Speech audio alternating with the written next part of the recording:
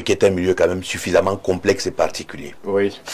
Merci, docteur Badjek, pour justement ces mots chaleureux qui sont adressés à l'endroit tout d'abord du top management d'Info TV qui ne ménage justement aucune peine pour que ce média rayonne, pour que le groupe La Météo soit véritablement numéro 1 sur l'estrade médiatique au Cameroun. Une fois que je l'ai dit, nous allons sans aucune forme de procédure et de protocole rentrer dans la première halte qui va justement concerner la toute dernière actualité inhérente à la présidentielle du 12 octobre prochain. Elle était attendue, finalement elle a été quelque peu décevante pour certains, mais la consigne, ou alors l'absence de consigne de vote du professeur Maurice Kamto est désormais une réalité. Je commence par vous, Timothée Somba. Est-ce qu'on peut dire que justement cet appel du professeur Kamto au peuple citoyen à prendre ses responsabilités sans aucune consigne de vote, pour vous c'est une surprise? Non, non, non, ce n'est pas une surprise. De tous les plateaux que j'ai faits, je vous ai dit que cette présidentielle subit la pression d'une variable très importante. Cette variable, c'est l'élection locale, les élections locales qui arrivent après la présidentielle. À partir de ces élections, il est difficile d'envisager les transhumances, il est difficile d'envisager les consignes de vote, parce que celui qui décide d'envoyer ses militants ailleurs court le risque de ne pas les récupérer après l'élection présidentielle. Donc, moi je ne suis pas surpris, seulement j'observe un fait qui peut relever d'une certaine mesquinerie ou alors d'une certaine imposture, c'est lequel?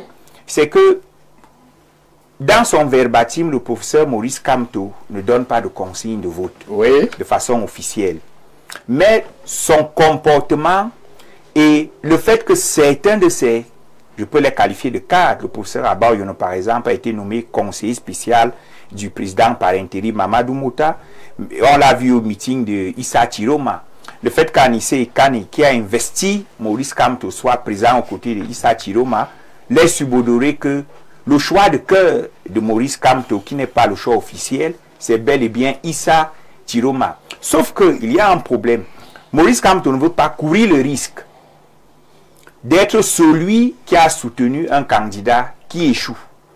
Mais en même temps, en envoyant certains de ses lieutenants soutenir Issa Chiroma, il veut se réserver le droit de bénéficier des fruits de la possible ou alors de l'éventuelle victoire de Chiroma. Parce que le scénario sera lequel? Si Chiroma est victorieux, vous allez voir les gens du MRC dire c'est parce que nous avons accompagné M. Chiroma. Et si Chiroma ne gagne pas, ils vont dire c'est pour ça que nous on avait refusé officiellement de l'accompagner. Parce que l'enjeu après la présidentielle, ce sont les élections locales. Alors, afin que nul n'en ignore, merci Timothée Somba, nul n'en ignore, on va prendre un court extrait du leader Maurice Kamto qui justement revient sur sa perception des différents candidats, mais surtout sur son absence, son défaut de consigne, alors que justement nous entrons en campagne électorale dès demain au Cameroun. Prenons Maurice Kamto, on revient tout de suite après.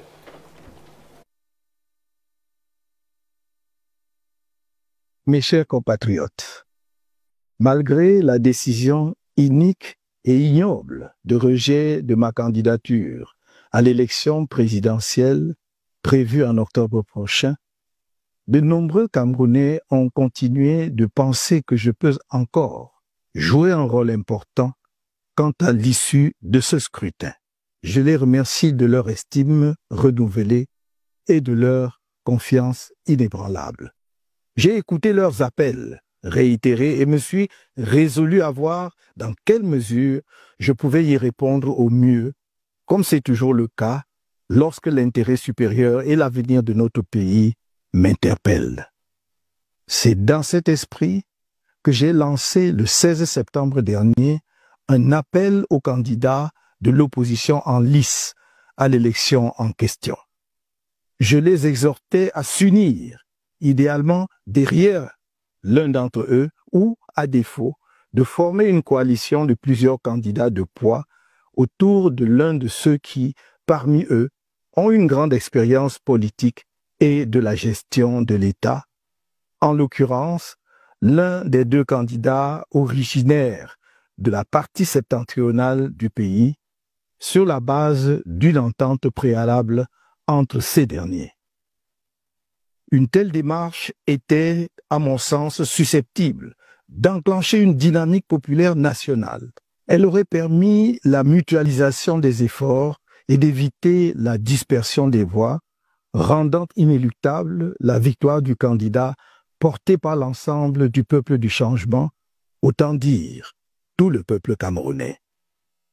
Depuis cet appel, j'ai reçu et échangé avec 7 des 11 candidats de l'opposition, y compris les plus importants, ainsi que quelques personnalités de la société civile.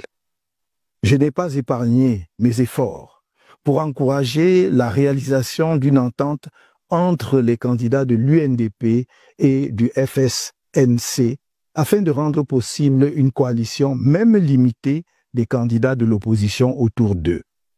Cette démarche offrait, à mes yeux, une réelle chance de victoire qui répondrait au désir profond de changement qui monte du pays tout entier. L'engagement tardif dans la course à la fonction de président de la République des 2 candidats originaires du Grand Nord, que l'opinion semble considérer comme les candidats majeurs à l'élection à venir, ne leur a pas laissé le temps de préparation multiforme, indispensable pour espérer, l'un ou l'autre, créer tout seul une dynamique de victoire. Aujourd'hui, vendredi 26 septembre 2025, nous sommes à la veille de l'ouverture de la période officielle de la campagne électorale, au cours de laquelle on devrait présenter un candidat de la coalition aux électeurs et à tout le peuple camerounais à travers le pays. Expliquer sa mission, fixer son visage dans l'esprit des électeurs, surtout dans les zones rurales.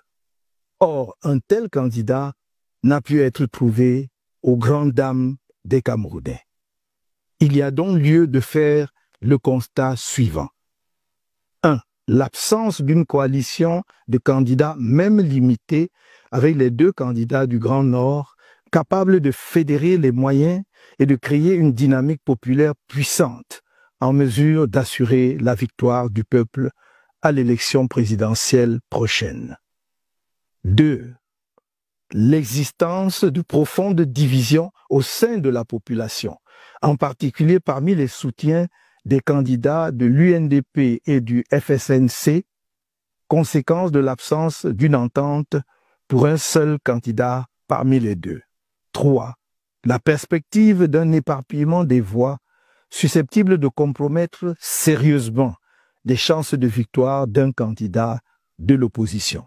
En conséquence de tout ce qui précède, nous, Maurice Kamto et l'Alliance politique pour le changement, APC, qui soutenait ma candidature, sommes parvenus à la conclusion qu'il convient de laisser à chaque électeur la responsabilité pleine et entière de voter librement, en son âme et conscience, pour le candidat de l'opposition de son choix lors de l'élection présidentielle prévue le 12 octobre 2025. Vive le Cameroun.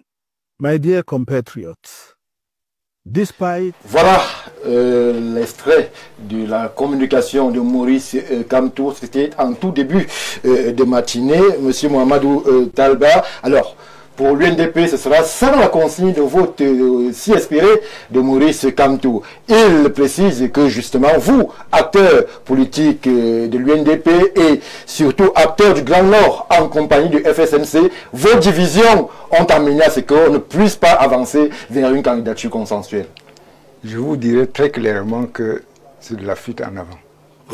Sur ce même plateau, il y a quelques semaines, Elimbi Lobe a comparé la puissance sur le terrain de ces 2 candidats. Seuls ceux qui refusent l'évidence peuvent dire qu'on ne vient pas parce que ces 2 ne se sont pas entendus. Moi, je suis convaincu que Chiroma ne viendra jamais. Vous parlez en son nom. Est-ce que vous êtes convaincu que le président Bello, lui, viendra? Lui, il aurait pu y aller. Je vous ai parlé des rapports de force. On ne peut pas remplir de la même manière, avec les mêmes capacités, le même débit, remplir une bouteille vide plus rapidement qu'une bouteille à moitié pleine. Oui. Je crois que c'est évident. Très évident. Et je vous rappelle également ce qu'a dit Edim Bilobe ici, tout le monde l'a su, on sait très bien les rapports de force. Il y en a donc qui tablent sur cette impossibilité d'entente pour justifier leur manque de prise de position. Donc ce n'est pas seulement le MRC de M. Kamto, c'est toute l'alliance. On a même envie de dire que si ce n'est pas autour de lui, nous préférons qu'il n'y ait pas changement. Alors, M. Talba, fondamentalement, qu'est-ce qui vous divise? Qu'est-ce qui empêche à ce que, véritablement, ces deux leaders ne trouvent un point de consensus capable de les amener vers la présidentielle ensemble? Ne vous fiez pas aux apparences. Nous trouverons des personnes qui ont un électorat beaucoup plus important que Chiroma. Et je vous donne des exemples. Allez-y. Vous n'êtes pas sans ignorer que les seuls conseils municipaux de Chiroma, c'est dans la Benoué et dans le Diamaré.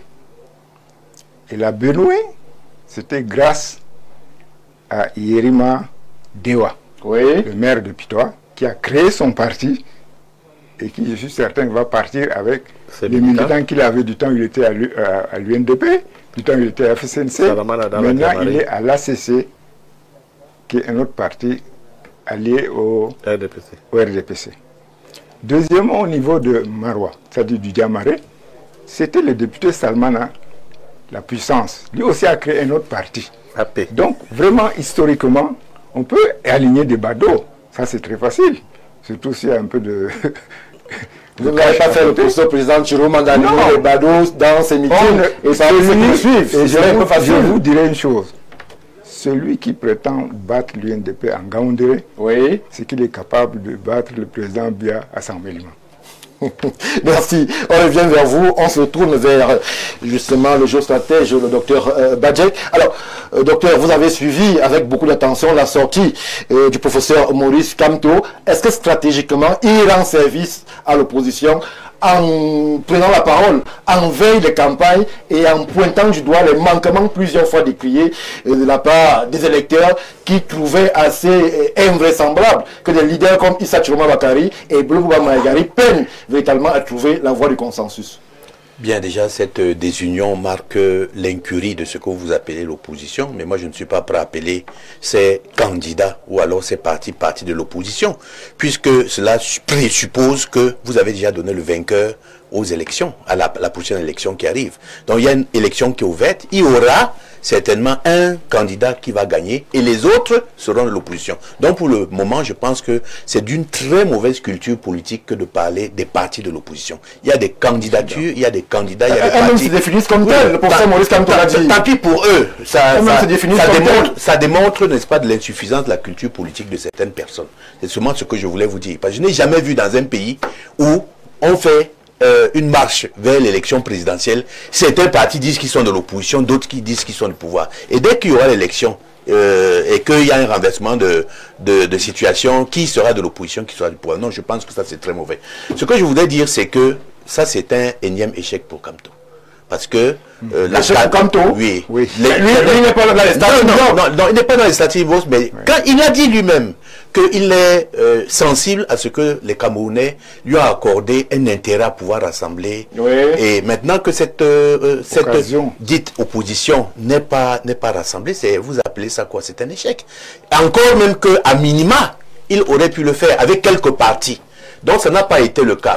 Ce n'est pas le mouton noir facile d'accuser déjà le professeur Maurice Kamto d'avoir pas été en capacité de rassembler et de fédérer l'opposition. Il pointe du doigt des acteurs, il ne parle pas de façon abstraite. Il dit les deux grands leaders du Nord, Issa Chiroma et Belobouba, eux aussi ont été à l'incapacité de fédérer et de trouver la voie du consensus. Est-ce que c'est Maurice Kamto de l'Assemblée Chiroma et vous savez pourquoi ça s'est passé comme ça? Tout simplement parce qu'on n'a pas pu mettre une plateforme pour parler d'un programme commun au départ. On est parti de l'arithmétique électorale pour dire que le Grand Nord constituant 40% de l'électorat va présider n'est-ce pas, à l'élection du futur président de la République. Et c'est là où les choses se sont gâtées, à partir du moment où il y a une fragmentation déjà dans ce grand nord. Et vous voyez, c'est à coup de force qu'il y a eu des coups, des approches courtisanes entre l'extrême nord et la Damawa, en disant que l'épicentre c'est le nord. Donc je voudrais vous dire que les choses ont été mal situées. Et quand même, ne dites pas que ce que le ministre Atanga a sorti n'était pas tellement fondé. Ces partis avaient eu tout le temps de pouvoir faire une plateforme pour pouvoir avoir les mêmes idées. Oui. Moi, j'ai retenu des choses qui étaient positives. Par exemple, faire un gouvernement de transition sur 5 ans, revoir le code électoral, revoir la constitution, faire un audit. C'est le projet de société de Issa Chiroma. Rien, oui, non. Si tout le monde est basé dessus, premièrement, il y a toujours des gens qui veulent se faire distinguer ici et ils sont tous égocentriques, malheureusement. Ils ne peuvent pas être des philanthropes, n'est-ce pas, pour pouvoir créer des choses qui sont compréhensibles par tous. Il y a eu combien de plateformes aujourd'hui dans un Cameroun où il y a 11 candidats? Et des plateformes de ceci, le groupe de Douala et ainsi de suite, l'union de ceci. Ça a participé à fragmenter et je ne sais pas si ce n'est pas le jeu qui a été joué habilement et stratégiquement, n'est-ce pas, par le parti actuellement au pouvoir. J'ai l'impression qu'on est dans un jeu de dames, oui. Et n'est-ce pas, et que c'était le qui perd qui gagnait. Voilà. Donc aujourd'hui, ce que je voudrais dire, c'est que ça me laisse un goût très très amer. Dans la sortie, professeur Kamto est inopportune selon vous? Pour ma part, et je peux l'expliquer. Je crois qu'il y a un des panélistes qui a donné cette explication, c'est-à-dire qu'il jouait gros. Il joue gros parce qu'effectivement, il y a les élections locales. Oui. Il ne faudrait pas que... Il sait déjà que ça a été un tremplin qu'il n'a pas pris la fois dernière. Et qu'aujourd'hui, il ne devrait pas compromettre. Et je vais vous dire que les vraies élections vont se poursuivre et vont se faire avec... Parce que ce ne sera pas aussi facile.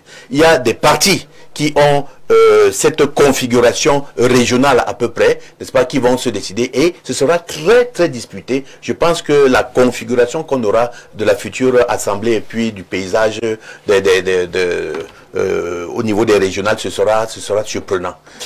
Je reviens vers vous, docteur, dans quelques instants. Je tente pour moi le plan de Lionel Kungaba du SDF. Alors, Lionel a écouté le professeur Kamto, il pointe du doigt des acteurs majeurs selon lui, à croire que les autres, Joshua aussi, Cabral, Libye, pour lui ne sont pas en capacité de pouvoir justement renverser l'ordre établi et régnant du RDPC. Moi je ne pense pas que Kamto a la capacité de pouvoir désigner les acteurs majeurs d'un processus où il n'est pas acteur.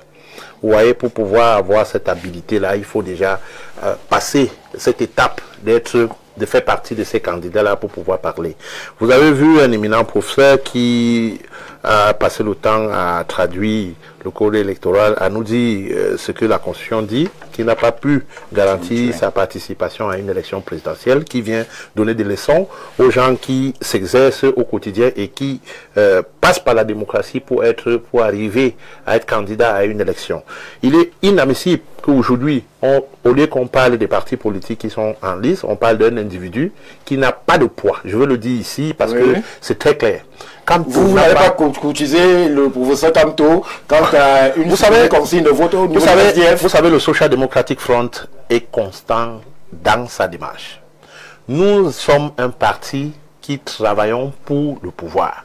Nous ne sommes pas là pour accompagner le pouvoir. Et lorsqu'on voit quelqu'un qui accompagne le pouvoir, on se désolidarise de ces personnes. Accompagner le pouvoir, c'est-à-dire? Mais vous voyez bien que le jeu qui a été fait par Kamto aujourd'hui, à travers sa communication, c'est d'accompagner M. Biya gagner cette élection. Mais malheureusement, il a en face de lui un parti politique comme le Social Democratic Front qui ne laissera pas ça passer. Donc ce que je suis en train de dire, je voudrais dire, c'est que il est inadmissible qu'à ce moment précis, que certains Camerounais, je ne voudrais pas le nier, certains Camerounais pensent que Kamto a des consignes à donner, mais déjà il faut se poser la question de savoir combien de Camerounais devraient suivre ces consignes. Oui. Vous voyez que même au sein du MRC, aucun poids politique. Même au sein du MRC, il y a eu divergence. Je voudrais prendre deux exemples clés des acteurs qui sont sortis publiquement pour fustiger les prises de position de M. Kamto et aussi ses sorties médiatiques après le rejet de sa candidature. candidature. Il y a Wilfried Kanga qui a pris une position. Oui. Il y a Maurice Kemou qui est un communicant très bien connu du MSC qui ont pris des positions pour pouvoir appeler le pauvre. Je crois même que c'est ces sorties-là qui ont influencé sur sa prise de position, parce que quand vous regardez aujourd'hui autour du candidat Chiroma, vous vous rendez compte que l'appareil qui avait autour de Maurice Kamto depuis 2018 s'est déporté auprès de Issa Chiroma. Oui. Vous verrez que même les blogueurs, les blogueurs, la base et tous ceux qui étaient à la cause de Kamto, se sont présentement à la base, à la cause de Chiroma. Donc, jouer à ce jeu, c'est une consigne de vote officieuse. C'est une consigne de vote officieuse qui a été donnée par Kamto, et il est, je voudrais dire, il est irresponsable, parce que lorsqu'on est politicien, on prend des décisions qu'on assume. Et lorsque vous avez vu le SDF au début dit, nous n'allons pas dans une coalition ou un candidat de consensus avec les autres, parce que nous avons été blessés pendant les précédentes élections. On a quand même une expérience de ces élections-là et une expérience de tout ce qui se passe lorsqu'on parle de consensuel. Oui. Aujourd'hui, Maurice Kamto devait au moins penser qu'il a travaillé dans une plateforme pendant 4 ans. Vous lui avez conseillé quoi? C'est ce que je suis en train de vouloir le faire. Allez-y. Il devait se rappeler qu'il a travaillé dans une plateforme avec des partis politiques pendant 4 ans, et que dans cette plateforme-là, il y a au moins une parmi qui est candidat qui est venu le rencontrer, à qui il devait au moins donner son poids, sachant que pendant 4 ans, ils ont travaillé sur le code électoral, qui est l'un des projets majeurs qui fédère tout le monde. Oui. Et je suis surpris que même ayant rencontré Maurice Kamto, elle n'a pas reçu son soutien. Il y a des candidats comme Akari Mouna qui ont jeté leur dévolu sur Kamto en 2018. Il a dit officiellement que tous ceux qui devaient voter pour moi doivent voter pour Kamto, même comme ses bulletins n'étaient pas retirés, mais c'était déjà quelque chose. Le jeune Iodi, en 2018, a soutenu Kamto. Pourquoi est-ce qu'on doit être égoïste à ce niveau? Si ce n'est pas soi-même, on ne peut pas le faire. Vous savez, la scène politique camerounaise nous a donné beaucoup de leçons. Et ces leçons qui ont été données par la scène politique camerounaise nous permettent de prendre des décisions fermes. Au SDF, nous avons décidé dès le début, et nous avons dit à qui voulait l'entendre, que ce projet de candidat consensuel est voué à l'échec. Vous avez vu que vous donnez raison au SDF au dernier jour avant le début de la campagne, parce que les acteurs qui font partie, qui étaient dans ce processus, et tous les autres, que ce soit le groupe de Douala, que ce soit Fumban et bien d'autres, nous avons donné des préalables. Et ces préalables, ils n'ont pas pu respecter ces préalables, parce qu'ils savaient qu'en respectant ces préalables, on devait voir le poids politique de chacun. Monsieur Mbarga, lorsqu'on veut parler d'un consensus, on regarde le poids de chaque candidat. On se pose la question de savoir qu'est-ce que le candidat apporte. Vous pensez vraiment qu'on peut mettre sur la balance l'UNDP et le FSLC? Quand je regarde ça, moi, je suis un peu perdu. Je dis, quand vous regardez même sur la scène politique camerounaise, combien d'unités du FSNC en dehors du septentrion se retrouvent dans d'autres régions? L'UNDP, quand vous allez dans le nord-ouest, vous avez la chance de l'UNDP a son représentant sur ce plateau. C'est pour vous dire que lorsqu'il y a un débat comme ça, il faut quand même reconnaître les forces des uns et les autres. Le Social Democratic Front est constant dans sa démarche, et nous le disons encore à qui veut l'entendre. Nous avons des obstacles, et ces obstacles sont en train de se dégager. On va directement étudier. Merci Lionel Koungaba. Timothée Somba, alors là on est toujours en droit de s'inquiéter sur justement le référentiel de l'opposition au Cameroun. On a l'impression que la culture, voilà, le messianisme qu'on souhaitait partir grâce à une candidature consensuelle n'est jamais parti. On espère toujours voir un leader providentiel capable de porter à lui tout seul justement toutes les frustrations et toutes les ambitions d'une opposition qui ne parvient pas à s'unir. L'opposition ne peut pas s'unir pour une seule raison. Pour toutes les élections présidentielles, c'est une course à la médaille d'argent. En face de vous, vous avez un mastodonte qui est la survivance du parti unique en termes de patrimoine, en termes d'appareil. Regardez les maisons de parti. Regardez le maillage territorial. C'est typiquement UG, UNC, devenu aujourd'hui le RDPC. Tous ces partis d'opposition sont conscients. Pendant que eux font les collectes par Mobile Money, Orange Money et autres, regardez les levées de fonds du RDPC. Elles sont publiques. C'est de l'argent posé rubis sur l'ongle. Donc le RDPC, c'est à milieu de ces petits partis. Comment voulez-vous donc... Restons sur ma question. Oui, je reviens sur la question. Oui. Comment voulez-vous donc que des gens qui sont ontologiquement programmés pour être des ennemis s'unissent? Ils ne peuvent pas. Dans cette course, il y a le médaillé d'or qui est connu. Le seul adversaire du RDPC au Cameroun, c'est le peuple lui-même. Donc il y a le médaillé d'or qui est connu et il y a les partis d'opposition qui chacun veut être le deuxième. Parce que c'est en fonction de la deuxième place. Monsieur Somba, je ne peux pas m'asseoir sur un plateau et vous permettre de dire ça. Non, vous allez corriger. Comment est-ce qu'on connaît déjà le gagnant d'une élection en avance? Merci pour cette question. L'élection n'est pas de la magie, Stéphane. L'élection, tout à l'heure le colonel a parlé de l'arithmétique juridique. L'élection repose sur des indicateurs. Donc si nous ne faisons pas des prédictions, nous faisons l'analyse sur la base des éléments factuels. C'est pas bien que je parle du RDPC, mais il faut le faire pour que les téléspectateurs... Mais il faut se poser sur la question que je pose. Moi, je pose une question sur le messianisme en politique au Cameroun qui semble être l'apanage de l'opposition et qui, pour une fois, alors que les Camerounais le souhaitaient, va échouer, puisque le professeur Kamto le dit, ils ne sont pas parvenus à tomber d'accord sur un profil type au niveau du consensus. Ils ne peuvent pas tomber sur un profil type. Lionel l'a dit tout à l'heure. Sénèque disait déjà que l'union de deux faibles ne crée pas la force. Ils vont s'unir. Chacun individuellement représente quoi? Même si les 11 candidats s'unissaient tout de suite, ils ne représenteraient rien face à la machine d'en face. Et ils sont conscients. Non. En sciences sociales, on appelle cela l'impuissance apprise. Ils sont conscients de leur carence. Tout ce qu'ils veulent, c'est exister sur la scène comme deuxième ou troisième, avoir les députés à l'Assemblée nationale, contrôler quelques mairies, ce que le professeur Baïbek appelle le strapontinisme. C'est ce à quoi nous assistons. Et tout ceci connote une autre réalité, c'est que en politique, on ne tombe pas du ciel pour devenir grand. Les victoires se construisent. Quand vous regardez, Abdoulaye Wade a fait combien d'années dans l'opposition avant de devenir chef d'État? On a des gens qui entrent en politique à 2 mois de l'élection, qui commencent à dire qu'ils sont leaders de l'opposition. Non, ce n'est pas possible. Ce n'est pas possible. Merci. Les victoires se construisent. Et vous me permettez de rendre hommage à quelqu'un, je vais le citer, Maître Jean-Guy Zogo. Un jour, je lui ai dit, mais monsieur le président de l'UPA, pourquoi vous ne participez pas aux élections?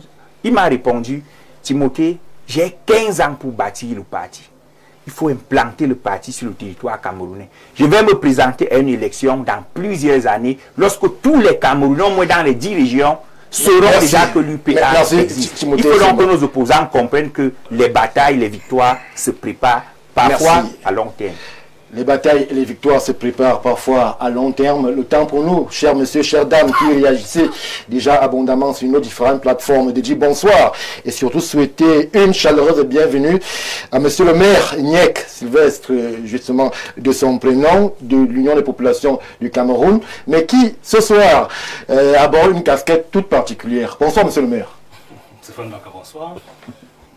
Je suis toujours heureux d'écouter mon jeune frère Timothée. Et je ne voulais pas encore poser des questions.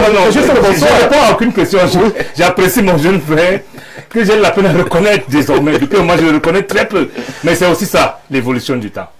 Alors, j'attends la question. Alors là, je ne vous permets pas de souffler puisque le temps... Rassurez-vous, j'ai aucun problème de souffle. Alors, allons-y. Avant votre arrivée sur ce plateau, on a pu observer avec beaucoup d'attention la séquence inhérente à la communication du professeur Maurice Kamto, qui revenait sur un ensemble d'éléments qui, selon lui, ne permettaient pas de dégager une candidature consensuelle au sein de l'opposition et qui empêchait sa volonté de choisir et de faire une consigne de vote. Il pointait un doigt semi-accusateur sur les 2 grandes figures politiques à l'heure actuelle du Nord, du Grand Nord. On parle là de Issa Chiroma Bakari et surtout de Belobouba Maïgari. Alors, le représentant de l'UNDP sur le plateau a estimé que ce n'était pas justement au président Bello d'aller vers Issa Chiroma et qu'il fallait, lorsque l'on veut se déployer en termes de consensus, faire justement la part belle au poids politique sur le terrain. Je ne trahis pas un secret, vous êtes soutien désormais officiel Issa Chiroma. Est-ce que vous rejoignez justement cette vision qui amène à ce que c'est au président Chiroma d'aller vers justement Belobouba Maïgari? C'est même trop tard. Stéphane Baga, je vais commencer par vous dire quelle est ma nouvelle posture. Allez-y. Nous avons été saisis par l'Union pour le changement et le président Tiroma. Nous, l'UPC. Nous, vous savez, ce n'est pas les hommes qui décident. Le comité d'État a siégé à Douala le 12 de ce mois. Oui. Et a accepté l'offre de Tiroma. Et a chargé le bureau de l'étudier et de lui faire une offre alternative. Depuis hier, nous avons effectivement, ce n'est pas un contrat d'adhésion, nous avons une convention de collaboration politique en bonne et due forme, signée par les deux parties, avec des droits et des obligations. Lorsque je l'ai dit, je voudrais dire que je ne suis pas venu parler de l'UNDP ici. Ça ne m'intéresse pas. FSNC ou l'UNDP? Je ne parle pas de l'UNDP, puisqu'il me pose la question sur qui devait voir qui. Ce n'est pas mon problème. Non, je ne voulais pas qu'il y ait déséquilibre. Je vous permets de réagir sur le propos de l'UNDP qui estime, suite à la déclaration du professeur Kanto, que c'était au président Tiroma d'aller vers le président Bello pour espérer travailler sur les fondements d'un consensus qui pouvait accoucher d'une candidature consensuelle. Puisque vous m'obligez à... Parce que moi, je voulais répondre à votre question Kanto Snow qui l'opposition. Allons-y. Je commence par répondre à votre question en vous disant que je ne suis pas de culture nordiste pour savoir au nord comment les gens de la même communauté se voient. Mais ce que je sais et qui est pertinent et qui est constant d'ailleurs, c'est que les deux personnalités se sont bien rencontrées. Il y a l'un qui est allé vers l'autre, l'autre a rendu la politesse, mais encore maintenant on parle de politique, ils sont restés effectivement sur les affaires de famille, de communauté. L'hypocrisie. Il faut le dire, non, c'est pas je vous parle des faits. Le président Bello est allé vers son petit frère, Tiroma. Tiroma lui a rendu la politesse, mais à aucun moment ils n'ont parlé de politique, ils ont parlé de la communauté. Mais je veux dire que Tiroma ne s'est jamais présenté comme le candidat du Grand Nord, pour qu'on soit clair. Maintenant, est-ce que Kamto snob l'opposition? J'ai dit non. Il ne faut pas écouter les séquences, il faut écouter tout. Kamto a demandé qu'on vote l'opposition. Nous avons mis toute la communication. Je l'ai écouté avant d'arriver ici. J'ai dit encore, le président Kamto dit que chaque Camerounais vote selon son bon vouloir un parti de l'opposition. Il ne peut donc pas avoir snobé l'opposition.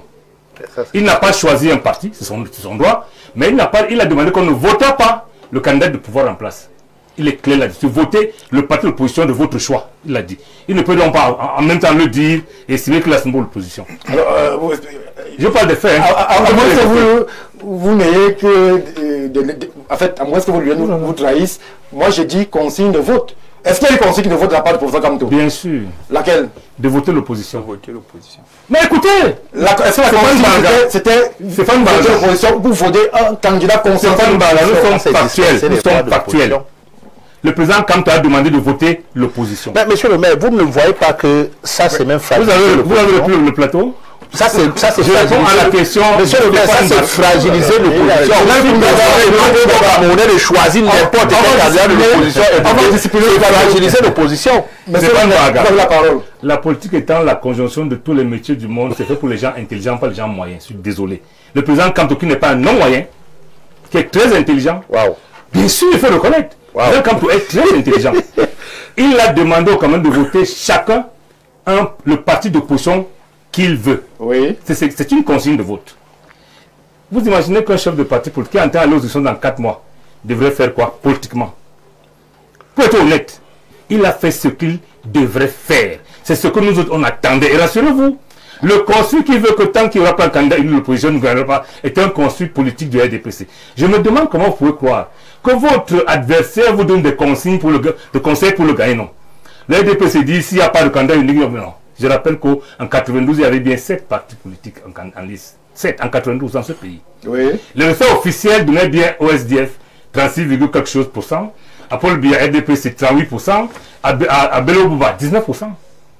C'est l'arithmétique que j'ai entendu le cours de docteur en a parlé, non? C'est l'arithmétique historique. Ça veut dire qu'on n'a pas absolument envie d'avoir un seul candidat face à Paul Biya pour le battre. Ce n'est pas vrai. Maintenant, pour chuter, je rappelle que le président Tiroma ne demande pas l'alliance entre les partis politiques. Dès lors que vous êtes avec l'UPC, vous êtes avec l'Union des populations du Cameroun, vous êtes en alliance avec le peuple camerounais. Aïe. Il faut que ça soit clair. Il n'y aura pas d'alliance entre les partis politiques. Ce n'est pas suffisant. C'est réducteur. Je vous dis pourquoi. Allez-y. Et Timothée Somba a raison de le dire. Même si je suis d'accord avec lui que le RDPC usurpe les bâtiments publics pour en faire ses sièges. C'est lui qui l'a dit. Que regarder les autres partis. Je voulais pas regarder ça. Mais nous, on a regardé, on a constaté que tu parles de congrès au siège actuel, c'est les bâtiments publics qui appartiennent à l'État du Cameroun. Ça veut dire qu'on a affaire à un parti État. C'est lui qui l'a dit, c'est une bonne chose. Maintenant, pour revenir à la vraie question, c'est lui qui l'a dit. C'est ce que j'ai dit. Pour revenir au vrai problème, j'ai dit, je vous ai dit que l'UPC a une convention de coopération politique en bonne et due forme avec le président Chiroma. Ça veut dire que dès lors que nous sommes une population du Cameroun, il n'est plus question de faire de l'argent avec les partis politiques. Les partis étant dans le peuple, l'osmose qui a créé, c'est avec le peuple. Merci. Et c'est en train d'être fait. Mais l'UPC de balayer la Puisqu'il veut que c'est pas un débat de l'UPC, je réponds à ça. Non, non, je refuse ce débat. Donne-moi une seconde. Mon ami Timothée, vous êtes ici, je lui réponds cash. Je l'envoie, c'est un bon juriste. Allez lire la décision du Conseil constitutionnel. Cette décision, toutes les décisions. Avec toutes ces décisions-là, j'ai dit bien, toutes les décisions du Conseil sont. Mais on rejette toujours plus, monsieur le maire. Allez-y. La politique, c'est pour les hommes brillants, pas moyen. Si vous lisez du Conseil constitutionnel, vous avez donc la qualité a été déniée. Je parle au juriste Timothée, c'est mon jeune frère. Dès lors, on ne parle plus de ça. Merci. On est passé à autre chose. On est passé à autre chose. Le camarade va aller un coup de pied, il va pour merci. S'il vous plaît. de tout. On va comprendre. Ne se pose plus. Moi, je parle ici en tant que quelqu'un qui a qualité. Merci. Le conseil l'a reconnu. Je parle de ça, est-ce-qualité. Merci. Le président engagé. On va comprendre, c'est pas un débat. C'est pas un débat du soir. Ensemble aux élections présidentielles. Merci. Monsieur Talba, je me tourne vers vous. Alors, une fois que c'est acté qu'il n'y aura pas de candidature consensuelle, comment est-ce qu'on se positionne, comment est-ce qu'on se comporte? Est-ce que la campagne sera au porte-à-porte, quitte à marcher même sur le FSNC dans le Grand Nord, quitte à marcher sur le SDF, quitte à marcher sur justement le parc qui présente Caxton? Comment est-ce que vous allez vous comporter, sachant que désormais, ça sera chacun pour ses intérêts? Oui, je crois que je ne reviendrai pas une fois de plus. Ne revenez pas, allons à l'essentiel. Ça vaut pas la peine. L'intervention du professeur Kamto peut s'interpréter de diverses manières. Oui. Je viens d'avoir une précision de la part du maire qui dit que choisissait le plus expérimenté parmi les partis d'opposition. C'est ce qu'il a dit. Alors, si c'est vraiment ce qu'il a dit, je crois que c'est évident. Il a fait appel. Parce que moi, jusque-là, je me disais que non, il a dit ça d'une manière générale. Oui. Donc, il se mettait du côté. Mais tel qu'il le dit, si jamais il dit vrai. Ça veut dire que chacun aimerait qui ne prête aucune force politique, mais chacun aimerait quand même qu'il dise un mot en sa faveur. Voilà, vous et spéculer sur une déclaration du président Kamto. Écoutez, d'ici demain après-demain, vous verrez que peut-être que l'UNDP n'est pas seul. C'est possible. Oui. Ne vous pressez pas. En plus. Et ce qui est certain, vraiment, je ne sais pas pourquoi vous le niez. Est-ce qu'il y a un autre parti qui a des élus au littoral, à l'est, à la Damawa, au nord, à l'extrême nord? Autre parti, le RDPC. Non, évidemment. Le RDPC a des élus. Ah bon? Vous avez spécifié une région particulière dans laquelle l'UNDP est... Non, j'ai expliqué 5. Oui. Donc ça, c'est une réalité, vous ne pouvez pas me l'enlever. Tout le monde connaît. Et ce que vous ne connaissez pas, peut-être. Dites-nous, révélez-nous. L'objectif de Chiroma n'est pas d'être président. Il poursuit tout autre objectif. Tout autre objectif. Ah bon? Oh oui, cherchez, vous êtes des chercheurs. Je voudrais enfin dire une chose parce que ça me attention, il y a le représentant du FSNC sur le plateau. Vous ne pouvez pas faire une déclaration aussi grave. Mais c'est à lui de vérifier. Non, c'est pas vrai. Vous dites des choses. L'accusation. Pourquoi me dire? Je continue donc. Pourquoi dites-vous que le président Chiroma n'a pas pour vocation à répondre à toutes vos questions? Allez-y. Nous savons tous, c'est une réalité, que un parti isolément ne peut pas battre le parti État RDPC. C'est pour cela que la notion de coalition, appuyée en cela par le marasme général que nous connaissons et que personne ne nie, pourrait amener le peuple souverain à s'ajouter à un groupe qui pourrait aider au changement. Oui. Voilà notre combat. Je voudrais dire aussi une chose qui n'a peut-être aucun rapport avec ce que nous disons. Nous ne sommes pas en France. Ce n'est pas le cas de Mitterrand avec Chirac. Nous ne sommes pas non plus au Sénégal, Avec Ouad, qui est à 1000 lieues de nous. Mais il y a beaucoup de premiers ministres qui ont causé la défaite de leur président. Qu'est-ce que vous voulez par là dire? Non, je veux dire Que les ministres... il y en a qui disent ils ont été ministres de la République, ils ont été ceci, donc ils sont disqualifiés pour cela. C'est pour ça que je dis, tout en reconnaissant que nous sommes au milieu du Sénégal, que cet argument-là soit balayé d'un revers de la main. On ne peut pas Alors maintenant donc, si jamais l'hypothèse du maire est vérifiée, qui est le plus expérimenté dans ce domaine?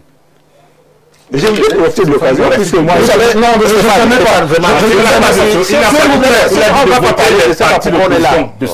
Vous allez parler, Lionel. Personne n'est stationné sur le plateau. Je permets à M. Talba d'aller au bout de son propos avant de lui retirer la parole.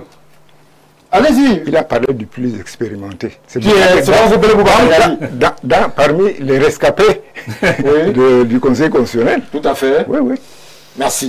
Merci pour la précision. Je donne la parole au docteur Badjek avant que Lionel ne puisse dire un mot. Alors, est-ce que lorsque la cartographie politique du Cameroun s'exprime avec autant de, je ne vais pas dire empathie, mais autant d'interrogations, est-ce que l'élection présidentielle du 12 devient une formalité ou alors c'est un challenge qui pourrait occasionner ou alors qui pourrait déboucher sur une surprise historique? Pensez-vous qu'il y ait des candidats qui soient capables véritablement de faire bouger le système?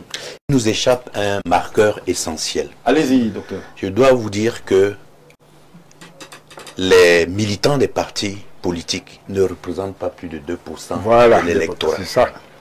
Il faudrait que vous le compreniez une fois pour toutes. Et que c'est le peuple qui élit le président de la République. Donc, on peut avoir une surprise. Ça, c'est la première chose. Qu'est-ce qui s'est passé? Vous avez donné les résultats avec 36... non, c'est moi qui ai donné ça. Oui, ça peut arriver. Aujourd'hui, il y a une dynamique, en réalité, si vous demandez à tous les Camerounais, vous faites un sondage, vous allez vous rendre compte que les gens veulent le changement. Le changement peut également se produire avec les mêmes. C'est-à-dire qu'il... La base de continuité, docteur. Non, il peut y avoir un changement radical, justement. À l'intérieur. Bon, premièrement, si ce n'est que pour moi, il faudrait renouveler toute la classe politique parce qu'elle nous a usés depuis très très longtemps et elle n'a plus rien à offrir. C'est ce que moi, je voulais dire. D'accord? Il faut un nouveau printemps au niveau de la politique camerounaise parce que c'est du vu, c'est du su et c'est du entendu et du rabâchage. Alors, docteur, à ce niveau, je vous permets de préciser véritablement vos propos. Vous appelez à une... mais le précision a été Monsieur le maire, permettez-moi de faire mon travail sur ce plateau. Vous appelez à un renouvellement de la classe politique. À quel niveau? Au niveau des soldats, au niveau des lieutenants, au niveau des généraux, ou alors au niveau de la machine du concepteur? Non, je ne fais aucune option dans le choix des Camerounais. C'est pas ce que je suis en train de faire. Je suis un analyste politique. Je vous dis ce qui blesse aujourd'hui, c'est bien tard pour renouveler. Quand vous voyez un peu le pédigré de ces candidats, vous vous rendez compte qu'on a fait à tout avec du vieux. Donc on ne peut plus. Je dis que c'est, de toutes les façons, leur durée de vie est éminemment, va s'interrompre de manière très très très proche. Puisque vous donnez encore 10 ans au maximum, vous allez voir certains qui vont disparaître. Il faut être logique, il faut être réaliste. Et moi, ce qui me caractérise, c'est le réalisme conceptuel de la science politique. Donc ce que je voudrais dire aujourd'hui, c'est que nous sommes passés, n'est-ce pas, à autre chose. Nous n'allons pas rester dans l'ère médiévale de la philosophie où on avait des patristes qui nous dictaient, n'est-ce pas, comment il fallait assurer la primauté d'un concept sur l'autre. Non, aujourd'hui on a besoin d'autre chose. Ce qu'il faut aujourd'hui, c'est d'avoir quelqu'un qui nous donne une vision et une axiologie stratégique pour pouvoir évoluer. Vous l'avez compris. C'est bien, c'est mal barré avec l'échiquier que nous avons là en ce moment. Ça c'est sûr, mais nous allons faire avec. Nous sommes en République. Mais ce que je voulais dire aujourd'hui, c'est qu'il faut faire attention. Si jamais vous faites une élection avec des a priori, vous amenez des facteurs chrysogènes importants, n'est-ce pas, dans la vérité de cette élection. Ces facteurs cruels, c'est de savoir déjà qui va gagner avant que les élections soient.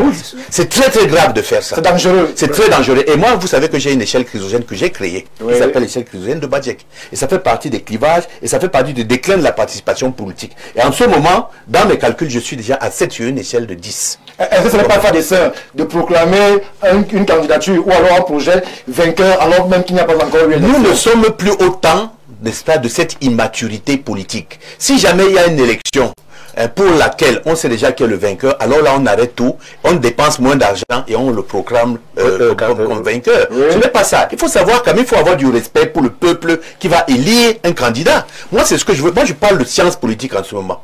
Si c'est le président Biya, tant mieux. Si c'est le président Issa Thioma, tant mieux, ou alors autre chose. Mais ce que je voudrais dire, c'est que laissons, n'est-ce pas, la possibilité au peuple camerounais de porter son choix vers un candidat. Merci. Voilà. Et ça fera preuve d'une maturité accomplie de notre peuple et qui correspond un peu à la dynamique et à l'évolution politique de notre pays. Merci, monsieur le maire. Un instant, Lionel Kungaba va dire un mot. Alors, nous sommes aujourd'hui à la veille de campagne présidentielle. Lionel, ma question pourrait être la même que je posais aux représentants de l'UNDP. Comment SDF, donc lui, qui est quasiment le parti historique, l'un des partis historiques, avec un score historique aussi en 92, comment est-ce qu'il va donc aborder cette compétition alors que l'on sait qu'ici et là, on présente déjà une formation politique comme gagnante de l'élection, alors qu'on dit le SDF affaibli, alors qu'on dit que la capacité de fédérer du leader actuel du SDF n'est plus la même que celle du chairman John Fungi. Comment est-ce que le SDF aborde cette échéance-là? Puisque justement les autres aussi ont leur position quant à l'opposition. Je crois que vous faites là une mauvaise analyse, parce que lorsque vous regardez le SDF, vous comprenez que ce n'est plus le SDF de 2018. Et il faut déjà le dire, Stéphane, on ne prépare pas une élection en 4 mois. Une élection présidentielle, parlons par là. Il y en a qui avaient encore 7-8 mois. Ils disaient, le président Biya, c'est le Seigneur, c'est le Dieu, et ce n'est que lui, ils vont l'accompagner jusqu'à la gare. Je parle de 8 mois. Il n'y a que 8 mois.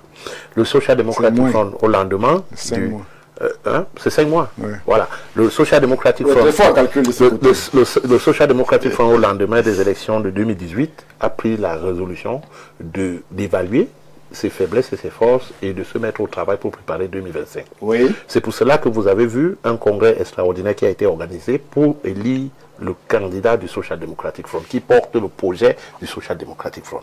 Aujourd'hui, nous avons un projet de rupture. Donc, on veut rompre avec ce système. Qu'est-ce que vous mettez dans la rupture? Quel est le contenu du projet? Justement, on n'a pas besoin de continuer avec ces personnes qui ont aidé le gouvernement à rester pendant 43 ans. Non, vraiment. Je pense que ça, c'est fait du statique. On serait en train de marcher sur place. Ce que nous sommes en train de proposer déjà aux Camerounais, c'est de fédérer les forces pour déloger ce régime et refaire notre nation. Refaire notre nation, ça veut dire commencer et repenser la constitution qui va permettre à tous les Camerounais de pouvoir participer de manière équitable à tout ce qui concerne notre pays, repenser le code électoral, repenser le système éducatif. C'est nouveau. C'est la fédération, c'est une vieille proposition du SDF. C'est une vieille proposition, mais il faut qu'on l'implémente. On n'est pas arrivé à notre fin. Vous savez, lorsqu'on crée un parti politique, l'objectif pour certains, c'est d'être dans la scène politique, mais l'objectif de la création du SDF, c'était de prendre le pouvoir. Et nous sommes en route pour prendre ce pouvoir. Donc nous sommes en train de travailler pour ça. Comme je le dis, une élection n'est pas préparée en 3 mois. Aujourd'hui, le SDF peut se bomber le torse d'avoir au moins 80 000 représentants qui vont scruter les bureaux de vote au Cameroun. Je parle des chiffres que nous avons et que vous allez voir au soir du 12 octobre. Ça, c'est sur l'étendue du territoire national. Je ne sais pas s'il y a un autre parti politique en dehors du parti État qui peut se bomber le torse de dire qu'ils ont fait ce travail-là. Parce que, je veux vous dire, c'est un travail que nous faisons depuis 4 ans et je peux vous dire que ça n'a pas été facile. Si quelqu'un se lève 6 mois avant les élections et dit qu'il a pu le faire, vraiment, c'est que ça, c'est du maraboutage que nous sommes en train de voir en politique. Autre chose que vous deviez savoir, M. Barra, c'est que le peuple camerounais n'est pas dupe. Il y en a qui étaient sur les plateaux de télévision avec nous, qui décriaient tous les actes de certains de ces ministres aujourd'hui qui sont devenus leurs alliés, leurs partenaires et qui veulent propulser. Mais c'est surprenant de voir qu'il y a le virement à 350 degrés que font certains. Et on se pose la question de savoir quelle est l'idéologie, qu'est-ce qui porte vraiment pour les Camerounais. Est-ce que l'objectif c'est le changement ou c'est le positionnement? Merci Lionel Kungaba. Monsieur le maire, je vous permets de réagir très rapidement. Non, je ne réagis pas, j'agis. Agissez. Voilà, je voulais vous dire quelque chose. Je voudrais vous inviter à faire quelques calculs parce que je suis d'être avec le colonel Badje qui est un homme de science comme moi. Nous on fait de la science. Je rappelle à sa suite. Je répondrai pas parce qu'il y a plusieurs façons de faire la politique de régime en place. Tirer sur l'UNDP, tirer sur Tiroma, c'est appeler à voter pour le bien. On le comprend parfaitement. Il n'y a pas mieux que ça. Il n'y a pas mieux que ça. Je vous ai dit, je ne parle pas de l'UNDP parce que Bello Bata est un candidat sérieux. Il ne m'a pas détruit Bello. L'homme a détruit, ce n'est pas Bello, ce n'est pas le SDF. Je suis désolé. Maintenant, je reviens aux vraies choses pour vous dire que tous les partis réunis depuis 1992 n'ont pas attiré 4 millions d'électeurs aux urnes. C'est factuel également. Évidemment. Le parti au pouvoir avec ses alliés n'ont pas mobilisé 3 millions d'électeurs pour eux. C'est vrai. Aujourd'hui, nous avons 8 millions, à peu près 300 000 électeurs inscrits. Ça veut dire qu'il y a au moins 5 millions d'électeurs à aller chercher. 5 millions, c'est la science. Et c'est pour ça que je vous parle du peuple, pas des partis. Vous savez, les partis politiques réunis ne représentent pas 2% de ces électeurs. Et ce peuple n'est pas... Mais attendez, depuis très longtemps, on n'a pas mobilisé ces électeurs qui sont inscrits. Maintenant, pourquoi sont-ils inscrits? Et là, je reviens à Kounaba qui vous dit, tout le peuple a soif du changement. Non, là, on va faire attention. Il n'y a aucun sondage qui nous exprime. Je vous parle des chiffres. Non, monsieur le maire. Il n'y a aucun sondage qui exprime que tout le peuple a besoin de changement. J'ai posé la question au colonel Badjek sur ce plateau. Est-ce que vous voyez... J'attends. On parle de la quasi-majorité du peuple. J'attends. Je lui ai posé la question de savoir comment est-ce que ce changement-là pourrait s'apparenter. S'agit-il d'une continuité? S'agit-il d'un changement dans le système? Une rupture? Il n'y a pas eu la réponse précise. Donc on ne peut pas dire de façon claire et précise que tout le peuple sur ce plateau attend le changement. Alors en campagne, faisons parler les unes. Stéphane Barga, vous êtes panéliste ou bien vous êtes modérateur? Non, je suis je le précise, j'ai une hiérarchie que vous connaissez. Ah, bien sûr. Et j'ai justement un censeur qui ne permet pas certaines déclarations en cette période. Ne dites pas qu'il y a tout le peuple qui aspire au changement. C'est pas vrai. Stéphane Barga. Je vous donne la parole. Le changement, c'est quoi? Merci beaucoup, Stéphane Barga. Je vous ai dit au départ que je vous parle des chiffres. Oui. À la suite du colonel Badje, qui vous dit, et c'est vrai, que tous les partis réunis ne représentent pas 2% de l'électorat. C'est vrai. C'est en termes de militantisme, encarté. C'est pas vrai.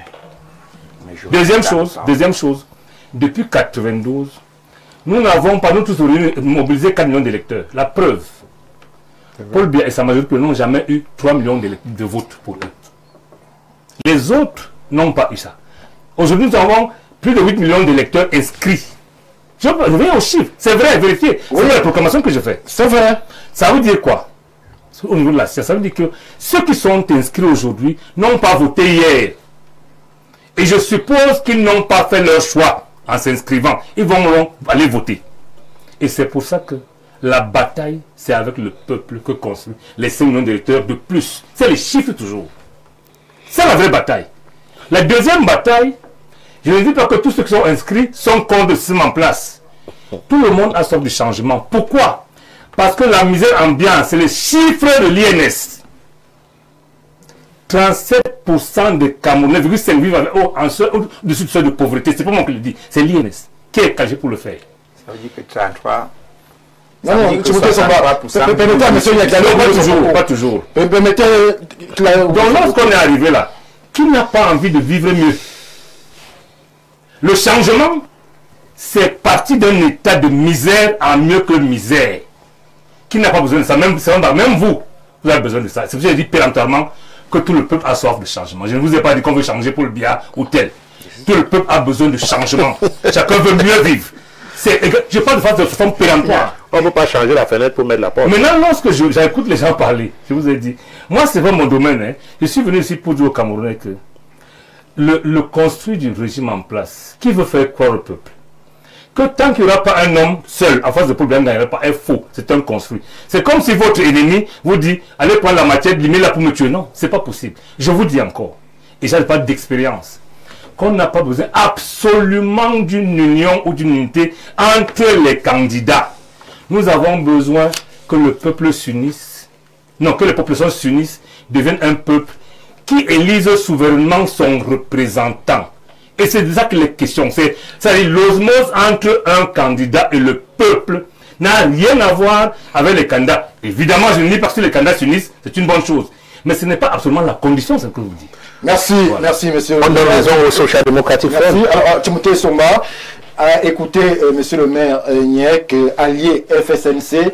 On pourrait craindre que la véritable inconnue de cette élection soit le taux d'abstention qui pourrait battre des records. Si tant est dit que l'élection semblerait pliée, ou alors qu'il y aurait justement des acteurs capables de créer la surprise historique.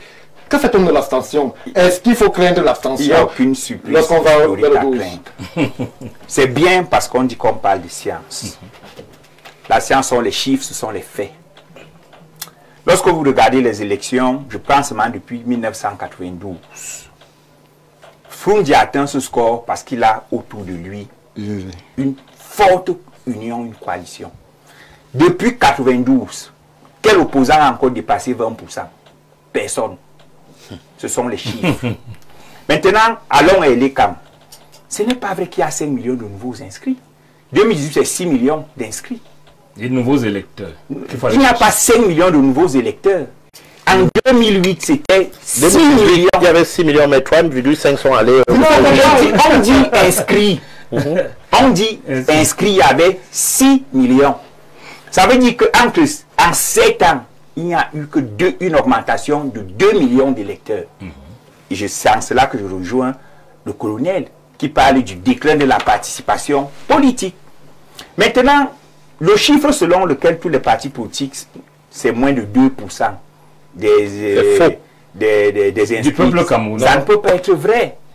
Parce que le seul parti politique au Cameroun, le seul parti politique au Cameroun qui dévoile ces chiffres, c'est le RDPC. Lors des opérations de renouvellement des organes de base du RDPC en 2015, ça fait 10 ans, leur sommet politique était estimé à 3 millions d'électeurs qui ont voté les présidents de section. Il y a un problème. Non, ce sont les chiffres. Mais il y a un problème. Docteur Niek, ce sont les chiffres. Monsieur le maire, voilà, ce sont les chiffres. Allez-y. Donc, vous aurez le temps de on croit en les déclarations. Non, 3 millions et demi d'inscrits de RDPC. Non, je parle de encarté du RDPC. Comment font-ils pour ne pas faire 2 millions et demi de votes pour eux? Monsieur Niek, si vous voulez qu'on étudie les facteurs du non-vote au Cameroun, ça peut faire l'objet de tout un autre débat. Je suis d'accord avec vous. Je mets juste entre parenthèses. Quelqu'un nous a raconté ici sur ce plateau qu'il allait dans son village aider les populations à se faire établir des cartes d'identité. Il les a aidés à se faire inscrire sur les listes électorales. Mais que pour que les populations aillent retirer les cartes, il fallait qu'il organise encore des caravanes. Et que pour que les populations aillent voter, il fallait qu'il organise encore des caravanes. Ma question, faut-il craindre dans l'abstention, puisqu'on a l'impression que c'est plié? Donc, c'est une impression. Je réponds à cette question. Mais je continue en disant, il y a un parti politique qui déclare ces chiffres. En 2025. Vous l'avez déjà dit. Non, en 2025. Sur le LPC. Pourquoi vous ne coupez pas les autres lorsqu'ils parlent? Allez-y, puisqu'on connaît. Voilà. Moi, j'ai une optique. Je ne fais pas de la magie. Il faut que les Camerounais sachent, dans un environnement où des sirènes funestes résonnent, que si tel parti politique gagne, c'est parce qu'il a un appareil fort. Et que si tel perd, c'est parce qu'il a un appareil faible. Comment fait-on pour gagner l'élection? Le premier élément, c'est avoir une machine de campagne. Le deuxième élément, c'est le maillage électoral. Le troisième élément, c'est la conviction du programme politique. Si vous ne réunissez pas les trois éléments, vous ne pouvez pas. J'ai couvert des meetings à Minta où quelqu'un est venu me dire que je vais voter le RDPC parce que c'est le seul parti qui arrive ici. À l'Embeyezum, autant pour moi. Que si un autre parti pouvait même arriver, je voterais l'autre parti. Et ce sont des facteurs qu'il faut prendre en compte. Donc je dis, aujourd'hui, pour qu'il n'y ait pas l'abstention, il ne faut pas donner l'impression qu'on va obliger les gens à aller voter. On n'oblige personne. Le vote est un devoir, mais le vote est aussi un droit. Et on n'oblige pas. La loi camerounaise n'a pas obligé les gens à aller voter. Ils n'iront voter que ceux qui ont un intérêt à aller voter. Merci. C'est comme ça que ça fonctionne. Maintenant, si les partis politiques ne sont pas dynamiques dans leur œuvre, s'ils ne sont pas attrayants dans leur œuvre, qu'est-ce qu'on fait? Lorsque des leaders de partis politiques viennent vous dire dans un pays qui a une constitution, avec des lois et des institutions qui fonctionnent, qu'eux ont pour programme politique une transition, vous pensez que le peuple pense qu'ils sont sérieux? Merci. La transition est un programme politique. Merci, Timothée Semba. Alors, je prends une ou deux réactions avant que... Bonsoir, monsieur le présentateur. J'aimerais apprécier l'actuel leader du SDF qui reste confiant et croyant sur ses électeurs. Je suis de Makinéné, je ne vois pas trop ce dynamisme là-bas. Quels sont les plans, ces plans et comment manage-t-il les jeunes qui attendent sur ce terrain? J'ai ma carte d'électeur. Autre préoccupation, je fais dans l'agriculture, maïs, banane, plantain. Comment peut-il faire pour soutenir un tel projet? Merci à vous pour la magnifique émission. Merci pour la contribution. Lionel Kungaba est sur ce plateau. J'ai été interpellé. Oui, je reviens vers vous dans les prochaines minutes, Lionel. Bonsoir, le panel voit les collectifs des partis politiques du Grand Nord alliés au président Paul Biya. Voici, je vous l'ai dit, il cite l'ANDP, l'UCD, le MSC, le RCPU, l'ANPC, le MDR, l'URDS, le RDDR, le MNPC, l'ACC, MPCC.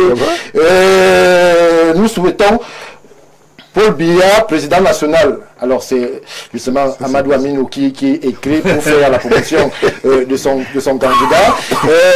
Bonsoir Monsieur Mbaga, Monsieur Ledjo du SDF dit tout le temps, tout sauf le RDPC. C'est la même chose que Kamto a dit. Je me demande si Kungaba a mal entendu. J'ai toujours dit que Oshi...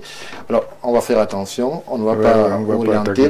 Lionel Kungaba, je vous donne une minute, puisque nous sommes en train de sortir. Alors, doucement. Je voudrais dire aux jeunes militants, aux camarades et aux combattants qui à Makéné qui se pose la question de savoir. Je voudrais déjà lui rappeler que nous avons une très bonne base à Makéné. Oui. Makéné fait partie de l'une des circonscriptions où nous on a eu une liste au municipal en 2020. Vous savez comment c'était aussi difficile pour les partis d'opposition de pouvoir construire des listes. Et également, le chairman Joshua aussi va faire un arrêt à Makéné le 1er octobre de cette année. Donc, il aura l'occasion de voir la mobilisation autour. Bonsoir, c'est M. Nkangé Emmanuel depuis Douala, très passionné par le débat. Certains médias sont partisans pour la fragilisation et la segmentation de l'opposition. Merci pour la réflexion. Certains médias comme Info TV aussi donnent la parole à toutes les formations politiques. Bonsoir, Maurice Kamto ne snobe pas l'opposition au sens d'un mépris délibéré. Il constate simplement l'incapacité de l'opposition à se fédérer après des efforts avoués mais vains. Cette absence de consigne, un vote libre est une esquive stratégique. Elle préserve son honorable leader intègre tout en exposant les failles collectives, division, manque de compromis. Mais à 5 jours du vote, cela risque de favoriser Biya par l'abstention ou l'éparpillement comme en 2018. Quand on disait-il